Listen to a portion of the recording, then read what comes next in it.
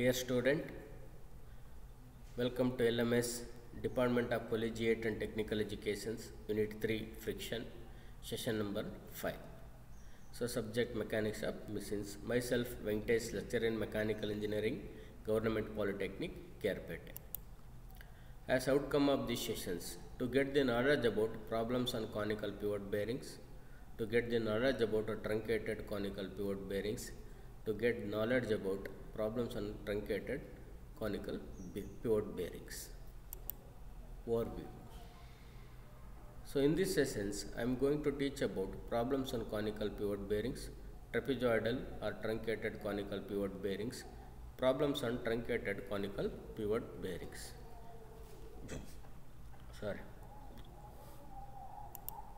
Recap.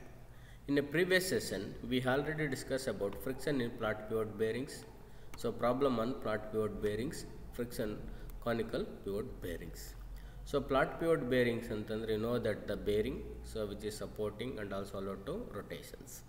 Idu surface idu ನಾವು thrust bearing ಅಂತ ನಾವು ಕರಿತೀವಿ. ಈ thrust bearing ಅಲ್ಲಿ depending upon the end of the surface we know that flat and another one is a conical or truncated. So here the end of the bearings ಇದು ನಿಮ್ಮ shaft ಅದು so surface will be flat ಇರ್ತದೆ, ಹಾಗಾಗಿ flat pivot bearing ಅಂತ ಕರಿತೀವಿ. sustained axial thrust. Here the friction ನಿಮಗೆ friction exert ಆಗುತ್ತೆ, that friction is not sliding friction ಅಂತ ನಾವು ಕರಿತೀವಿ. So you know that. So torque ನಿಮಗೆ induced ಆಗುತ್ತೆ. torque is equal to 2/3 mu w r ಅಂತ ನಾವು ಬರಿತೀವಿ. So another also you know that power will be losses due to the friction. So P is equal to torque into omega. So here we considering only one cases, the pressure is uniform. Pressure uniform anta matra consider ಮಾಡಿದ್ದೀವಿ. Another one is there but is not in your syllabus. So uniform wear. So but and another some numerical problems on flat pivot bearings. So using some data, so we can calculate so whether the torque and also how much power will be losses due to the friction we are calculating. So another one is a friction in conical pivot bearing. So instead of flat surface we are using the conical bearings. So conical surface, that means end of the shaft will be in a conical shape, so therefore we call it as conical pivot bearing. Here also it's sustained so an axial thrust. So but here that means the flat surface the contact area will be more, the contact surface between bearing and so shaft will be more, obviously nothing but the friction is also more. So but in reducing some frictions, so that means the area of the contact will be less. Here also assume some uniform pressure. So here also means the torque, exerted torque is equal to 2/3 mu w r cosecant alpha. So similarly power losses due to the friction in a conical pivot bearing. So we know that P is equal to torque into omega. So omega is nothing but a angular velocity. Okay. Let us move to the some numerical problems on conical pivot bearings. So here a conical pivot bearing support a one vertical shaft of 200 mm diameter. 200 mm diameter, full stop. It is subjected to a load of 30 kN. It is subjected to a load of 30 kN, full stop. The angle of the cone is 120 degree and the coefficient of friction is 0.025. Full stop.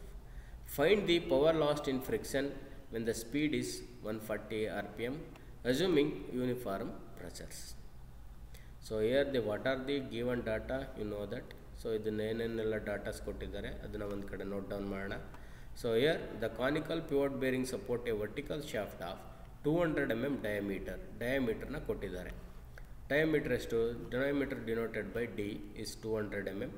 It convert into radius. ಇದನ್ನು ನಾವು radius ಗೆ ನಾವು convert ಮಾಡಬೇಕು, because torque equation is equal to 2/3 mu w r cosecant alpha. We need radius. So therefore r ಅಂದಾಗ ನಿಮಗೆ ಏನಾಗುತ್ತೆ d/2, ಇದರಲ್ಲಿ ಅರ್ಧ 100 mm ಆಯಿತು. ಇದು ಯೂನಿಟ್ ಎಲ್ಲ ನಿಮಗೆ ಮಿಲಿಮೀಟ್ರಲ್ಲಿ ಇದೆ. So but torque we expressed in newton ಮೀಟ್ರಲ್ಲಿ ನಾವು ಎಕ್ಸ್ಪ್ರೆಸ್ ಮಾಡಿದ್ದೀವಿ. ಹಾಗಾಗಿ ರೇಡಿಯಸ್ನ ನಾವು ಮೀಟ್ರ್ ಕನ್ವರ್ಟ್ ಮಾಡೋಣ. ಸೊ ಮೀಟ್ರ್ ಕನ್ವರ್ಟ್ ಮಾಡೋಣ ಅಂದರೆ ಎಷ್ಟಾಗುತ್ತೆ, 0.1 ಮೀಟರ್ ಆಗುತ್ತೆ. Divided by 1000 mm is equal to 1 meter. So divided by 1000 ಮಾಡಿದ್ರೆ 0.1 ಮೀಟರ್ ಆಯಿತು. So and load is given. It is subjected to a load of 30 kN. It is denoted by W. So it is equal to 30 kN. So kilo means 30,000. So ಹಾಗಾಗಿ ನಿಮ್ಗೆ ಏನಾಗುತ್ತೆ ಇಲ್ಲಿ 30,000 Newton ಆಯಿತು. So and here the angle of cone, the cone angle is given 120 degree. So it is nothing but 2 alpha. ಇದು 2 alpha. So we need alpha semi angle. So divided by 2 ಕೆಳಗಡೆ ಬರುತ್ತೆ, divide ಮಾಡಿದ್ರೆ ನಿಮಗೆ 60 degree ಬರ್ತದೆ. And coefficient of friction is given 0.025. So 0.025 ಇದೆ. So ಇದರ dimension less. And also here the find the power lost in friction when speed is 140 mm. Speed ಕೊಟ್ಟಿದ್ದಾರೆ. So speed is denoted by n. So it is 140 RPM, revolution per minute. So here you know that. ಈಗ ಇಲ್ಲಿ ಏನು find out ಮಾಡಬೇಕು? ಪವರ್ನ find out ಮಾಡಬೇಕು. So power find out ಮಾಡಲಿಕ್ಕೆ ಏನು formula? We know that the formula power lost in friction is P is equal to torque into omega. Torque into omega ಇದೆ. So first you write down the equation P is equal to torque into omega. ಈಗ ಇಲ್ಲಿ ನೋಡಿ, ಪವರ್ನ ನಾವು find out ಮಾಡಬೇಕು. ಮಾಡಬೇಕಾದಾಗ ಈ torque ಕೂಡ unknown ಇದೆ. ಸೊ ಒಮೆಗಾ ಕೂಡ ನಿಮಗೆ ಅನ್ನೋನ್ ಇದೆ, ಗೊತ್ತಿಲ್ಲ. So but what are the ಡಾಟಾಸ್ given? ಏನೆಲ್ಲ ಡಾಟಾಸ್ ಕೊಟ್ಟಿದ್ದಾರೆ ಆ ಡಾಟಾದಿಂದ ನಾವು ಕ್ಯಾಲ್ಕುಲೇಷನ್ ಮಾಡ್ಬೋದು ಟಾರ್ಕ್ ಮತ್ತು ಆ್ಯಂಗ್ಯುಲರ್ ವೆಲಾಸಿಟಿ. ಈ angular velocity is equal to 2π n/60. 2π n/60. N is given.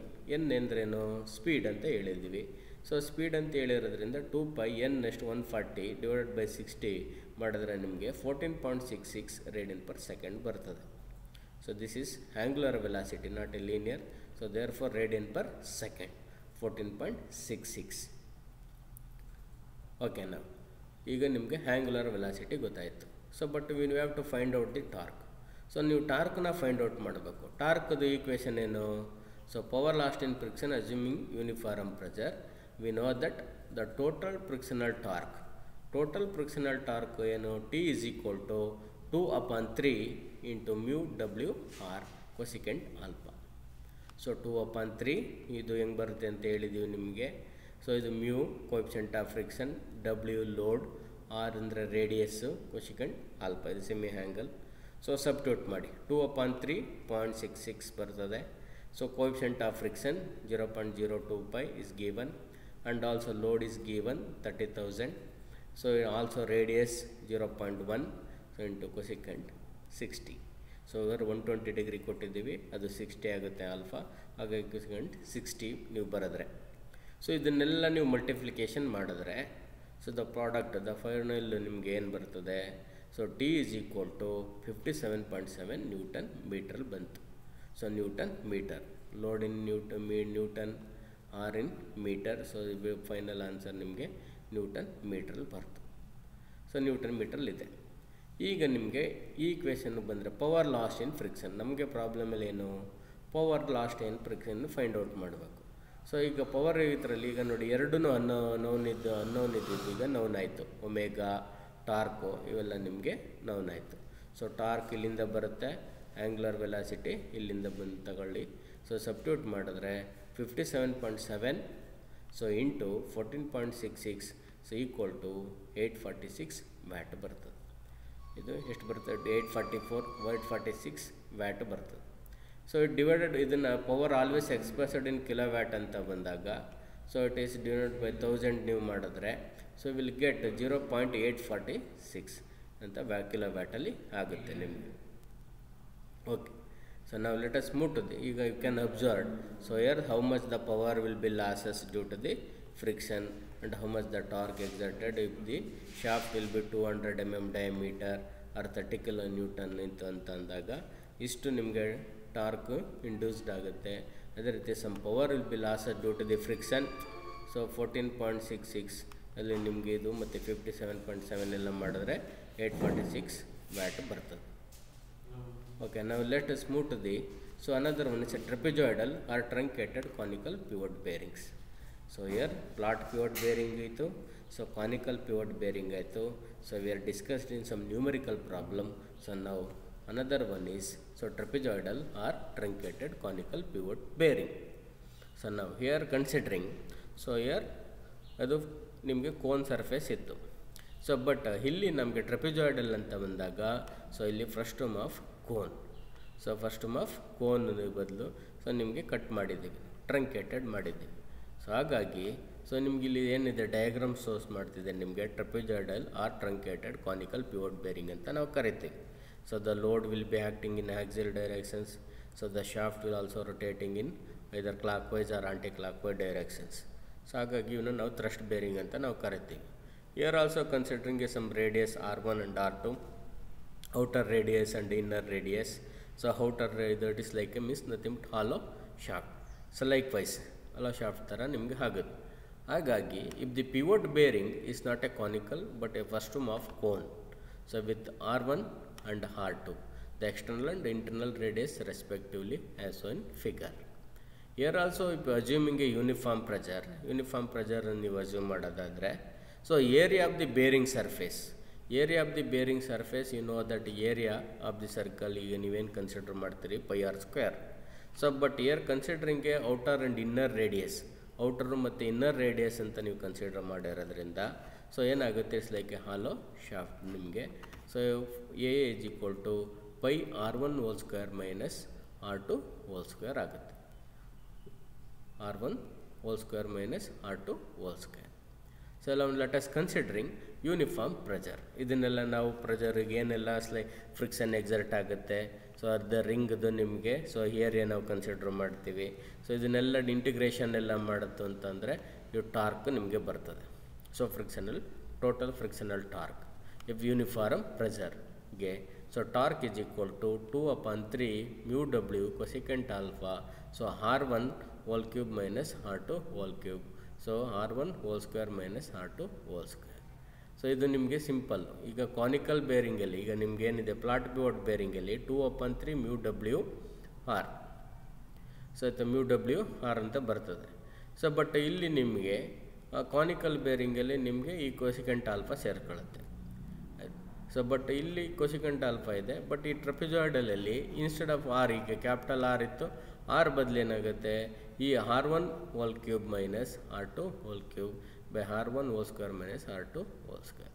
ಇದು ನಿಮಗೆ ಈಸಿ ಟು ಅಂಡರ್ಸ್ಟ್ಯಾಂಡ್ ಅಂತಂದರೆ ನಿಮಗೆ ಮೈಂಡಲ್ಲಿ ಇಟ್ಕೊಳ್ಳೋಕ್ಕೆ, ಸೊ ಪ್ರಾಬ್ಲಮ್ ಮಾಡಲಿಕ್ಕೆ ಸೊ ಈಸಿ ಆಗುತ್ತೆ ನಿಮಗೆ. So plot, so conical and ಟ್ರಂಕೇಟೆಡ್ ಅಲ್ಲಿ ನಿಮಗೆ ಪ್ಲಾಟಲ್ಲಿ ಓನ್ಲಿ 2/3 μw r. ಸೊ ಇಲ್ಲಿ ನಿಮಗೆ ಕೊಸಿಕೆಂಟ್ ಆಲ್ಫಾ ಬರ್ತದೆ, ಇಲ್ಲಿ ಇದರಲ್ಲಿ ಕಾನಿಕಲ್ ಬೇರಿಂಗ್ಸಲ್ಲಿ. ಇಲ್ಲಿ ಟ್ರಂಕೇಟೆಡ್ ಇದರಲ್ಲಿ ಸೊ ಕೊಸಿಕೆಂಟ್ ಆಲ್ಫಾ ಈ ಈಕ್ವೇಷನ್ ಬರ್ತದೆ, r1 cube minus r2 cube divided by r1 square minus r2 square. ಇದನ್ನು ಬಂದರೆ ನಿಮಗೆ torque. Okay. And also you know that power transmission, sir power losses due to the friction. So P is equal to torque into omega. P is equal to torque into omega ಅಂತ ನಾವು ಬರಿತೀವಿ. So torque is nothing but ಇಲ್ಲಿಂದ ಸಿಗುತ್ತೆ, omega is angular velocity. Now let us move to the some numerical problem. A conical pivot support a load of 20 kilonewton. A conical pivot support a load of 20 kilonewton. The cone angle is 120 degree and the intensity of normal pressure is not exceed 0.3 into Newton per millimeter square. ಎಷ್ಟಿದೆ ನಿಮಗೆ? So here normal pressure is not exceed 0.3 Newton per millimeter square. So the external diameter is twice the internal diameter.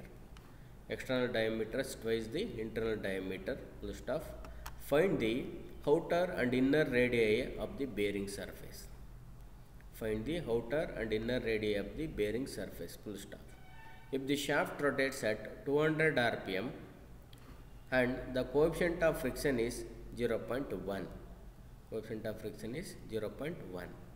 Find the power absorbed in friction. Power absorbed in friction find out ಮಾಡಬೇಕು. Assume uniform pressure. ಈಗ ಈ numerical ಪ್ರಾಬ್ಲಮ್ಸಲ್ಲಿ ಏನೆಲ್ಲ ಡಾಟಾಸ್ ಕೊಟ್ಟಿದ್ದಾರೆ so ಅದನ್ನೆಲ್ಲ first ನೀವು note down ಮಾಡಿ. ಏನು ಕೊಟ್ಟಿದ್ದಾರೆ? So conical pivot support load ಎಷ್ಟು ಕೊಟ್ಟಿದ್ದಾರೆ? ಲೋಡು W is 20 kN ಕೊಟ್ಟಿದ್ದಾರೆ. ಕಿಲೋ ಅಂದರೆ ಹೇಳಿದ್ದೀನಿ ನಿಮಗೆ 1000, ಸೊ ಅದನ್ನು ನ್ಯೂಟನ್ಗೆ ಮಾಡಿಬೇಕು. ಹಾಗಾಗಿ ನಿಮಗೆ 20 ಇಂಟು ಸೊ 100,000 ಅಂದರೆ 20,000 ನ್ಯೂಟನ್ ಆಯಿತು. ಅದೇ ರೀತಿ ನಿಮಗೆ ಹ್ಯಾಂಗಲ್ ಕೊಟ್ಟಿದ್ದಾರೆ. ಆ್ಯಂಗಲ್ ಈಸ್ 120 ಡಿಗ್ರಿ ಕೊಟ್ಟಿದ್ದಾರೆ. Angle is 120 degree. We need alpha, ನಮಗೆ ಬೇಕಿರೋದು alpha. So is equal to ಬಂದಾಗ ಎಷ್ಟಾಗುತ್ತೆ ಡಿವೈಡೆಡ್ ಬೈ 2 60 ಡಿಗ್ರಿ ಆಯಿತು. So where the intensity of pressure is given. So that pressure is 0.3 newton per millimetre square. ಇದು millimetre square ಇದು. We can expressed in newton per metre ಸ್ಕ್ವೇರಲ್ಲೂ ನೀವು ಮಾಡ್ಬೋದು. So ಇದು newton per millimetre square ಇದೆ. So okay, N is equal to 200 RPM. ಇನ್ನು ನಿಮಗೆ speed ಬಂದು 200 RPM ಇದೆ. So we can easily find out angular velocity. ಏನು ಸ್ಪೀಡ್ ಕೊಟ್ಟಿದ್ದಾರೆ ಅಂದರೆ ಆ್ಯಂಗ್ಯುಲರ್ ವೆಲಾಸಿಟಿ ಫೈಂಡ್ ಔಟ್ ಮಾಡ್ಬೋದು 2πn/60. ಸೊ ಎನ್ ಜಾಗಕ್ಕೆ ನೀವು 200 ಹಾಕಿ ಸಬ್ಸ್ಟಿಟ್ಯೂಟ್ ಮಾಡಿದ್ರೆ 20.95 ರೇಡಿಯನ್ ಪರ್ ಸೆಕೆಂಡ್ ಬಂತು. And also coefficient of friction is given. Coefficient of friction is given ಕೊಟ್ಟಿದ್ದಾರೆ. ಎಷ್ಟು ಕೊಟ್ಟಿದೆ? 0.1. Okay. So but here, so where external diameter is twice the internal diameter ಅಂತ ಇದೊಂದು ಕೊಟ್ಟಿದ್ದಾರೆ. ಸೊ ಡಯಾಮೀಟರ್ ಕೊಟ್ಟಿದ್ದಾರೆ, we need ನಮಗೆ ಅದನ್ನು ಕನ್ವರ್ಟ್ ಇಂಟು ರೇಡಿಯಸ್ಗೆ ಕನ್ವರ್ಟ್ ಮಾಡಬೇಕು. ಸೊ ಹಾಗಾಗಿ outer and inner radii of the bearing surface, outer and inner radii of the bearing surface, let R1 and R2 outer and inner radii of the bearing surface. R1 ನಿಮಗೆ outer, R2 is the inner radius bearing surface in millimeter, in mm, whatever. So since the external diameter is twice the internal diameter, external diameter is twice the internal, means external ಏನಿದೆ ನಿಮಗೆ radius is twice the internal diameter or internal radius. So therefore R1 is equal to 2R2. R1 is equal to 2R2. So but we know that, so ಇಲ್ಲಿ ನಿಮಗೆ ಗೊತ್ತಿರೋ ಪ್ರಕಾರ, so we know that intensity of normal pressure. Intensity of normal pressure ನಮಗೆ ಗೊತ್ತಿದೆ. Pressure is nothing but load by resisting area. So load by resisting area W, area we substitute pi r square, ಅದು ನಿಮಗೆ alloy shaft ಅನ್ನೋದಾದರೆ, so pi is equal to R1 whole square minus R2 whole square. So where Pn is given 0.3, so 0.3 ಕೊಟ್ಟಿದ್ದಾರೆ. So ಇದು W weight ಕೊಡಿ kilo ನ್ಯೂಟನಲ್ಲಿದೆ, ಅದು Newton ಮಾಡ್ಕೊಳ್ಳಿ. 20 × 10 exponential 3 ಆಗುತ್ತೆ. Next ಇದು 5 ಕೊಟ್ಟಿದ್ದಾರೆ. Radius R1 is equal to 2R2 ಆದರೆ R1 is equal to 2R2. ಈಗ ಇಲ್ಲಿ 2R2 ಆಯಿತು, ಇದು R2 ಆಯಿತು. ಇಲ್ಲಿ 2 R ಇದೆ, ಇಲ್ಲಿ 1 R2 ಇದೆ. ಸೊ ಮೈನಸ್ ಮಾಡಿ, ಹೋಲ್ ಸ್ಕ್ವೇರ್ ಒಂದೇ ಇರೋದ್ರಿಂದ ಮೈನಸ್ ಮಾಡಿದ್ರೆ 1 R² ಉಳೀತು, ಒಂದು R² ಮಾತ್ರ ಉಳೀತು. ನನಗೆ R² ಮಾತ್ರ ಇದು ಬೇಕು. ಸೊ R² ಮಾತ್ರ ಬೇಕು ಅಂದಾಗ ಏನು ಮಾಡ್ತೀರಿ? ಸೊ ಇದನ್ನು ನಿಮಗೆ ಕೆಳಗಡೆ ಕಳಿಸ್ತೀರಿ. 0.3 ಕೆಳಗಡೆ ಬರ್ತದೆ. ಸೊ ಇದನ್ನೆಲ್ಲ ಈಗ ಸಬ್ಸ್ಟಿಟ್ಯೂಟ್ ಮಾಡಿದ್ರೆ ನಿಮಗೆ, ಸೊ ಇಲ್ಲಿ ವ್ಯಾಲ್ಯೂಸ್ ಇದು ಸಬ್ಸ್ಟಿಟ್ಯೂಟ್ ಮಾಡಿದ್ರೆ ಎಷ್ಟು ಬಂದಿದೆ? ಸೊ 5.3 ಡಿವೈಡ್ ಮಾಡಿದ್ರೆ R2 ರೂಟ್, ಈಗ ನಮಗೆ ರೂಟ್ ಎಂದಕ್ಕೆ ಸ್ಕ್ವೇರ್ ರೂಟ್ ಇದೆ, ಇಲ್ಲಿ ಅಲ್ಲ ಹೋಲ್ ಸ್ಕ್ವೇರ್ ಇದೆ. ಹೋಲ್ ಸ್ಕ್ವೇರ್ ಇರೋದ್ರಿಂದ ನಮಗೆ ಓನ್ಲಿ R2 ಬೇಕು. ಅವಾಗೇನಾಗುತ್ತೆ? ರೂಟ್ ಆಗುತ್ತೆ, ರೂಟ್ ಆಗುತ್ತೆ. ರೂಟ್ 7 ಸಮಥಿಂಗ್ ಏನಿದೆ 7066 ರೂಟ್ ಮಾಡಿ. So R2 will get 84 mm, ಅದರಲ್ಲಿ ಸಿಗುತ್ತೆ 84 mm. ಸೊ ಈ 84 mm. So but R1 is equal to 2R2. R1 is equal to 2R2. So now R1 is equal to 2 into 84, we get 168 mm. ಎಷ್ಟು ಸಿಗುತ್ತೆ? 168 mm ಸಿಗುತ್ತೆ. ಇದು ನಿಮಗೆ intensity of ಪ್ರೆಷರಲ್ಲಿಂದ. So R1 and R2 ಗೊತ್ತಾಯಿತು, radius ಗೊತ್ತಾಯಿತು. ಈಗ radius ಇದು ಗೊತ್ತಾಯಿತು ಅಂದರೆ we can easily find out the torque. So ಹಾಗಾಗಿ power absorbed in friction, so we know that total frictional torque if assuming uniform pressure. So where T is equal to 2/3 mu W cosecant alpha R1 cube minus R2 cube divided by R1 square minus R2 whole square. So substitute 2/3, so mu, so here the load and the cosecant alpha, so alpha is 60 degree. So substitute here 168 minus 84. So ಇದನ್ನೆಲ್ಲ ನಿಮಗೆ substitute ಮಾಡಿ. So ಬಂದು answer ಯಾವುದ್ರಲ್ಲಿ ಬರ್ತದೆ? So newton ಮಿಲಿಮೀಟ್ರಲ್ಲಿ ಬರ್ತದೆ. Because radius will be substitute in, so ಮಿಲಿಮೀಟ್ರಲ್ಲಿ substitute ಮಾಡಿದ್ದೆ. So but we need in ಮೀಟ್ರಲ್ಲಿ ಬೇಕು. ಆಗ ಮೀಟ್ರಲ್ಲಿ ಬಂದಾಗ ಎಷ್ಟಾಗುತ್ತೆ ಟಾರ್ಕು? ಸೊ 301.760 ನ್ಯೂಟನ್ ಮೀಟರ್ ಆಯಿತು. ಈಗ ನಿಮಗೆ ಪವರ್ ಫೈಂಡ್ ಔಟ್ ಮಾಡಬೇಕಲ್ಲ. ಪವರ್ ಫೈಂಡ್ ಔಟ್ ಮಾಡೋಕ್ಕೆ ಟಾರ್ಕ್ ಗೊತ್ತಾಯಿತು. ಸೊ ಇಲ್ಲಿ ಆ್ಯಂಗ್ಯುಲರ್ ವೆಲಾಸಿಟಿ ಗೊತ್ತಾಯಿತು ನಿಮಗೆ. ಸೊ ಸಬ್ಸ್ಟಿಟ್ಯೂಟ್ ಮಾಡಿದ್ರೆ, ಸೊ ಸಬ್ಸ್ಟಿಟ್ಯೂಟ್ ಮಾಡಿದ್ರೆ P is equal to T into omega. So T into omega ನೀವು ಸಬ್ಟ್ಯೂಟ್ ಮಾಡಿ. ಸೊ ಸಬ್ಟ್ಯೂಟ್ ಮಾಡಿದ್ರೆ ಸೊ ನಿಮಗೆ 6322 ವ್ಯಾಟ್ ಬರ್ತೈತೆ. ಎಷ್ಟು ನಿಮಗೆ power observed in friction? So 6322 watt. But so power expressed in kilowatt. Power expressed in kilowatt ಅಂತ ಆದಾಗ so ಇದು ಡಿವೈಡೆಡ್ ಬೈ 1000 ಮಾಡಿ ಏನು ಸಿಗುತ್ತೆ? 6.32 ಕಿಲೋವ್ಯಾಟ್ ಆಗುತ್ತೆ. So you can observe. So the some another ಇದು ನಿಮಗೆ ಲಾಸ್ಟ್ ಅದು ನಿಮಗೆ conical pivot bearing sir flat pivot bearings ನೀವು ನೋಡಿ. ಸೊ ನೀವು ನೋಡುವಾಗ ನಿಮಗೆ frictional losses, so power losses due to the friction will be less than compared to here. But data will be varied. Numerical values ನಿಮಗೆ changes ಇದೆ. Numerical cone ಆ್ಯಂಗಲ್ಲು, so load ಒಂದು ಸ್ವಲ್ಪ ಲೋಡು ನಿಮಗೆ ಸಬ್ಜೆಕ್ಟೆಡ್ ಟು 20 ಕಿಲೋ ನ್ಯೂಟನ್ ಇದೆ ಇಲ್ಲಿ ನಿಮಗೆ. So ಆದ್ರೂ ನಿಮಗೆ so some power will be losses. So ಎಷ್ಟು? 6.3322 ಕಿಲೋವ್ಯಾಟ್. ಫಾರ್ ಎಕ್ಸಾಂಪಲ್ ಈಗ ನಿಮಗೆ 100 ಸೊ ಕಿಲೋವ್ಯಾಟ್ ಪವರ್ ಏನೋ ಪ್ರೊಡ್ಯೂಸ್ಡ್ ಆಗ್ತಿದೆ ನಿಮಗೆ ಪವರ್ ಹೌಸ್ ಅಂತಂದರೆ ಸೊ ಎಲೆಕ್ಟ್ರಿಸಿಟಿ 100 ಪವರ್ ಜನ್ರೇಷನಲ್ಲಿ. ಸೊ ಇಷ್ಟು ನಿಮಗೆ 6.322 ಕಿಲೋವ್ಯಾಟ್ ಪವರು ನಿಮಗೆ ಲಾಸ್ ಆಗ್ತಾಯಿದೆ. ಅರ್ಥ ಆಗ್ತಿದೆ? ಇಷ್ಟು ಲಾಸಸ್ ಪರ್ ಇದು ಅಜಂಪ್ಷನ್ಸ್ ನಿಮ್ಗೆ ಇಷ್ಟು ಪವರ್ ಲಾಸಸ್ ಆಗ್ತದೆ. So if the shaft will be 200 RPM, ಅದು ನಿಮಗೆ 200 RPM ಮೇಲೆ ರೊಟೇಷನ್ ಆಗ್ತಿದ್ರೆ. If RPM will be more, ಈಗ ನಿಮ್ಗೆ RPM ಜಾಸ್ತಿ ಆಯಿತು ಅಂತ ಅಂದರೆ so load also will be more. ಇದರ ಲೋಡು ನಿಮಗೆ ಜಾಸ್ತಿ ಇತ್ತು ಅಂದರೆ that value may be varied. So either will be more or decrease. So whatever. So but some power will be losses due to the frictions. Okay, now let us move to the some multiple choice question regarding the session. Okay, first question: a conical pivot bearing support a vertical shaft of 200 mm diameter, comma, when the speed is 140 RPM, then the angular velocity is.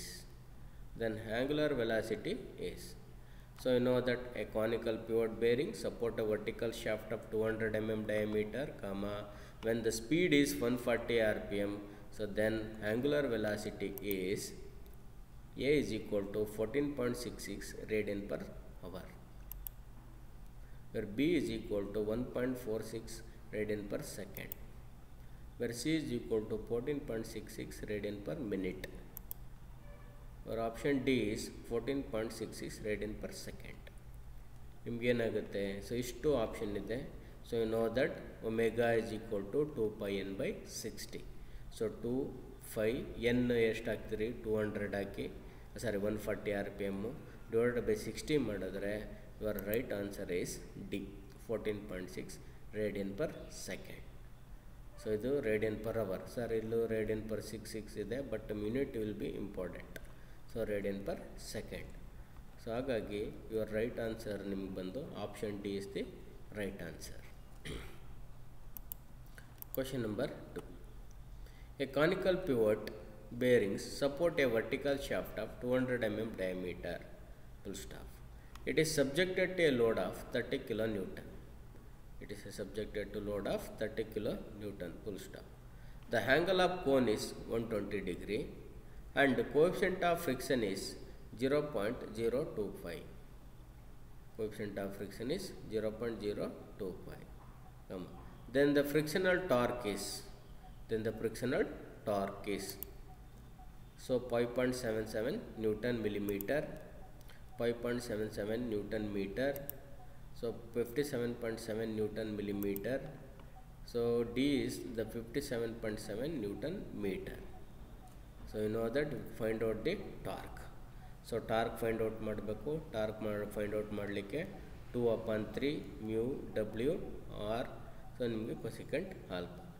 So diameters ಕೊಟ್ಟಿದ್ದೀವಿ, ಇಲ್ಲಿ load ಇದೆ, so coefficient of ಫ್ರಿಕ್ಷನ್ನು ಕೊಟ್ಟಿದ್ದೀವಿ, angle ಕೊಟ್ಟಿದ್ದೀವಿ. Substitute ಮಾಡಿದ್ರೆ is the right answer is D, 57.7 newton metre. So ಇಲ್ಲಿ 57 Newton millimetre ಇದೆ, ಇಲ್ಲಿ 5.77 Newton ಮಿಲಿಮೀಟ್ರಲ್ಲಿದೆ. So ನಿಮಗೆ ಇದು ಕೂಡ ನಿಮಗೆ ಕರೆಕ್ಟ್ ಆನ್ಸರ್, ಬಟ್ ಆದರೆ ಇದು ಮಿಲಿಮೀಟ್ರಲ್ಲಿದೆ.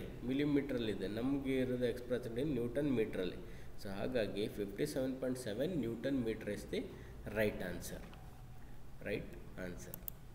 Question number 3.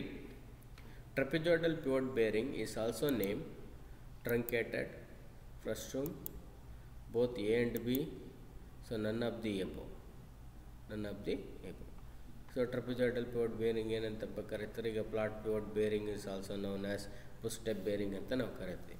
ಸೊ ಹಾಗೆಯೇ trapezoidal or pivot bearing is also named. So here the answer is C, truncated ಅಂತ ಕರಿತೀವಿ, ಅಥವಾ trapezoidal or truncated or frustum of cone, ಇದನ್ನು ನಿಮಗೆ frustum of cone ಅಂತಲೂ ಕರಿತೀವಿ.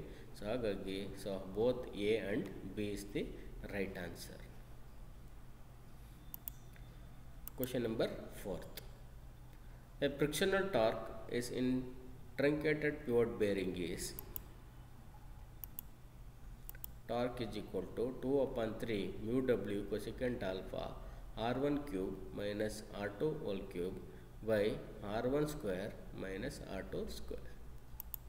Option B, T is equal to mu w r, where option C, T is equal to 1 by 2.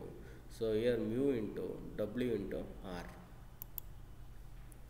Option D, T is equal to 2 upon 3 mu w r cosecant alpha. But right answer is truncated ಅಲ್ಲಿ. So ನಿಮಗೆ A is the right answer. ಇದು plot ನಿಮಗೆ so plot ಬರ್ತದೆ. So ಟ್ರಂಕೇಟೆಡ್ ಇದೆ, cone ಇದೆ. So ಇವೆಲ್ಲ ನಿಮಗೆ keep in mind. So ಏನೆಲ್ಲ ಪವರ್ ಬರ್ತದೆ, ಸೊ ಟು ಕ್ಯಾಲ್ಕುಲೇಷನ್ ಮಾಡಲಿಕ್ಕೆ ಈಸಿ ಆಗುತ್ತೆ. ಸೊ ನೆನ್ಪಿಟ್ಕೊಳ್ಳಿ ಏನೇನು ಬರ್ತದೆ ಅಂತ. ಈಗ ಇದು ನಿಮಗೆ ಕೋನು ಇದಿದೆ, ಕೋನ್ದಿದೆ. ಸೊ ಇದು ನಿಮಗೆ ಟ್ರಪಿಜಾಯ್ಡಲ್ ಇದೆ. So 2 upon 3 mu w r ನಿಮಗೆ ಫ್ಲಾಟ್ ಬರುವ ಈಗ ಏನಿದೆ. So 2 upon 3 mu w r cosecant alpha, cone ಇದು ಅಂದರೆ conical so bearing. Question number 5. Power lost in conical pivot bearing is, so where P is equal to torque into omega, where P is equal to 2 pi nt by 60, where C is the option C is both A and B. So option D, none of the above.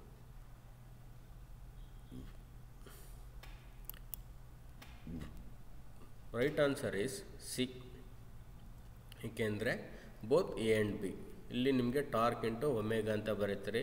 But ಜನ್ರಲಾಗಿ ನಮಗೆ equation ನಿಮಗೆ S L ಸಿಲೆಲ್ಲ ಓದಿದಿರಿ, power ಕ್ಯಾಲ್ಕುಲೇಷನ್ನು ಅದರ P U C ಮಾಡಿರೋ ನಿಮಗಿದ್ರೆ, ಅಥವಾ ನಿಮಗೆ ಫಸ್ಟ್ ಇಯರಲ್ಲಿ ನೀವು ಓದಿದಿರಿ ಸೈನ್ಸಲ್ಲೆಲ್ಲ. You have to calculate the power by using 2 pi nt by 60.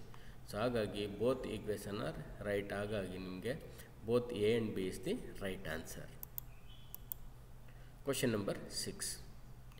Area of the bearing surface, truncated bearing. Area of the bearing surface of truncated bearing. A is equal to pi r1 whole square minus r2 whole square, where A is equal to 5d square by 4, where both A and B are none of the above. But right answer is option A. ಯಾಕೆಂದರೆ ನಾನು ಹೇಳಿದ್ದೀನಿ ನಿಮಗೆ ಟ್ರಂಕೇಟೆಡ್ bearing surface ಇದು. So ಇದು ಮಾಮೂಲಿ ಜನರಲ್ಲು. So ನಿಮಗೆ d square by 4 circle ಇದೇನಿದೆ ನಿಮಗೆ diameter. So ನಿಮಗೆ ಎಲ್ಲ ಸರ್ಕಲ್ ಶಾಲಿಡ್ ಸಾಫ್ಟ್ ನಿಮ್ಗೆ ಏನು ಕೊಟ್ಟರೆ so d square by 4. So but here suppose if you considering in hollow ಅಂತಂದರೆ ನಿಮಗೆ 5r² ಸರ್ಕ್ಯುಲರ್ ಅಂತ ನೀವು ಕನ್ಸಿಡರ್ ಮಾಡಿದ್ರೆ so r1 whole square minus r2 whole square, like cylindrical ಥರ ನಿಮಗೆ. ಸೊ ನಿಮ್ಗೆ ಆ ಥರ ನಿಮಗೆ ಕ್ಯಾಲ್ಕುಲೇಷನ್ ಮಾಡ್ಬೋದು. r1 whole square minus ಇದೇನಿದೆ r2 whole square. ಹಾಗಾಗಿ ನಿಮಗೆ answer A is the right answer. So question number 7. A conical pivot support load of 20 kN, the cone angle is 120 degree. If the shaft rotates at 200 rpm, then angular velocity of the shaft is omega is equal to 20.95 radian per second. Omega is equal to 20.95 radian per hour. So where C is omega 20.95 meter per second. So where D is equal to omega, option D is omega 10.95 radian per second. But here you know that conical pivot supported bearing ಇದೆ, ನಿಮಗೆ angle ಕೊಟ್ಟಿದ್ದೀವಿ ಅಂತಂದರೆ ನಿಮಗೆ ಇದು. So ಈಗ truncated use ನೀವು calculation ಮಾಡಿದ್ರೆ so ಎಷ್ಟು ಬರ್ತದೆ ನಿಮಗಿದು. Answer A is so 20.95 0.95 radian per second. ಇದು ರೇಡಿಯನ್ ಪರ್ ಅವರಲ್ಲಿದೆ, ಇದು ಮೀಟರ್ ಪರ್ ಸೆಕೆಂಡಲ್ಲಿದೆ. Angular velocity is not getting in metre per second. So here ಇಲ್ಲಿ value will be less than. So ನೀವು 2π ಏನಿದೆ ನಿಮಗೆ ಒಮೆಗಾ, ಸೊ 2πn/60 ಅದನ್ನು ನೀವು ಸಬ್ಸ್ಟಿಟ್ಯೂಟ್ ಮಾಡಿದ್ರೆ ಒಮೆಗಾ ಬರ್ತದೆ, ಎನ್ ಕೊಟ್ಟಿದ್ದೀವಿ. ಸೊ ಹಾಗಾಗಿ right answer is 20.95 radian per second. Okay, these are our team members. So here MS Devaraj sir, chairman, GPT Harpanahalli; TS Chandrasekhar sir, moderator, GPT Tumkur; Vinod Kumar sir, subject expert, GPT Nagamangala; Nagaraj sir, subject expert, Srimati LV Polytechnic, Hasan; so Arvind Rangadal, so subject expert, GPT Kalaburgi; Venkatesh, myself, content developer, GPT Kerpete; Ramya madam, content developer, GPT Ramanagara; Devaraj sir, content developer, KPT Mangalore; so Nemichand sir, content developer, GPT Turvekere; Ravi Prakash TN sir, content developer, GPT Sira; Lakshmi Narayan sir, content developer, DSCG GPT Chikamagalur. So these are some reference links to get more informations. Suppose if you read, go for textbook. So textbook name is R.S. Kurmi, Theory of Machines, and also another name is so Theory of Machine by S.S. Ratan. So Ratan ide. So you go for the Google search. So make diploma and Wikipedia or career ID. So and also you know that mechanical engineering and NPTEL. So you will get more information regarding the subject. Okay, end of these sessions. In these sessions we learnt what we learned. So problems on conical pivot bearing. We solved some conical pivot means numerical problem on conical pivot bearing. So we get, you know that. So some power torque induced, and also here the power losses due to the frictions, you know that. Another one is a truncated conical pivot bearings. So here instead of the surface will be truncated. So instead of cone, here the first term of cone is nothing but a truncated conical pivot bearing. Here also we get some torque.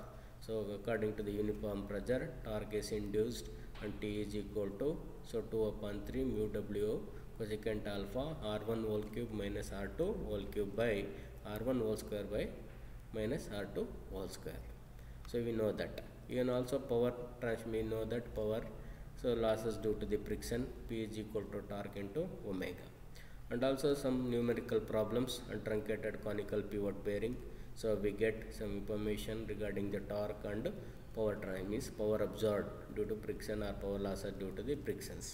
So here the compared to the conical pivot bearing, so but depending upon the values or data is given, so here the power losses due to the friction in a conical truncated or conical bearing will be more, little more. So,